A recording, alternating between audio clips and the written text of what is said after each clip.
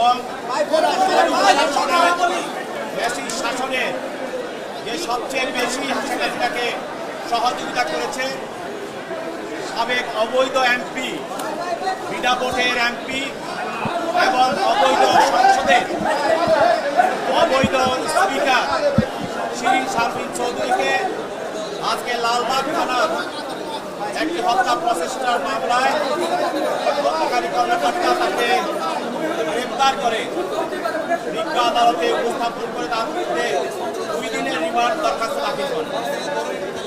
তদন্তকারী কর্মকর্তা আদালতকে বলেন, এই শারমিন চৌধুরী হাসিনার একজন অন্যতম সহযোগী, তার বিরুদ্ধে লালবাগ থানায় হত্যা প্রচেষ্টা মামলায় বৈষম্যবিরোধী আন্দোলনের সময় আজিমপুর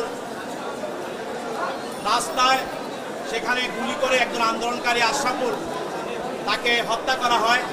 এই মামলায় সে এজাহারনামী আসামি 5 আগস্টের পর সে আত্মগোপনে চলে যায়।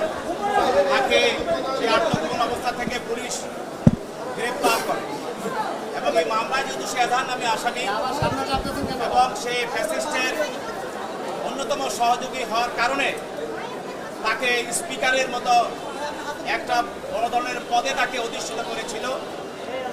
তার কাছে ছাত্র আন্দোলনে যে আমাদের 1500 আমাদের ছাত্র জনতাকে হত্যা করা হয়েছে এবং 20,000 নেতা কর্মীকে চোখ হাত পা অপহানিত তাদেরকে আহত করা হয়েছে। এইসব ঘটনার সঙ্গে এসব পরিকল্পনার সঙ্গে এবং গণভবন সহ বিভিন্ন জায়গায় যে পরিকল্পনা করা হয়েছিল এটার সঙ্গে এই শিরিন শারমিন চৌধুরী জড়িত।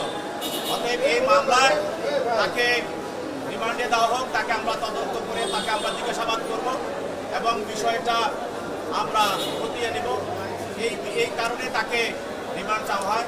উভয় পক্ষের বক্তব্য শোনার পর বিজ্ঞ আদালত তার রিমান্ড আবেদনটা নামঞ্জুর করে, কিন্তু তাকে রিমান্ডে না দিয়ে এবং তার যে জামিন চাওয়া হয়েছিল তারা সেখানে বক্তব্য রাখেন, তারা তাদের জামিন দরখাস্ত শুনানি করেন এবং তাদের জামিন দরখাস্ত নামঞ্জুর করেন এবং রিমান্ড দরখাস্তটাও সরকার পক্ষে রিমান্ড দরখাস্ত সেটা নামঞ্জুর করা হয় এবং তাকে সিদ্ধান্ত অনুযায়ী যেভাবে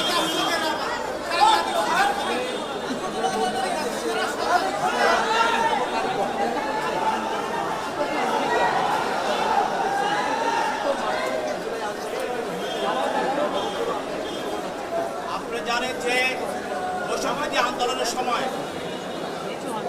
এই ঘটনার সঙ্গে পরিকল্পনাকারী রয়েছে, ষড়যন্ত্রকারী রয়েছে, আর্থিকভাবে সহায়তাকারী রয়েছে এবং যারা প্রত্যক্ষভাবে তারা অংশগ্রহণ করেছে সবাই একই হত্যার ষড়যন্ত্র পরিকল্পনা অর্থ সহায়তা সরাসরি তারা অংশগ্রহণকারী প্রত্যেকেই অভিযুক্ত।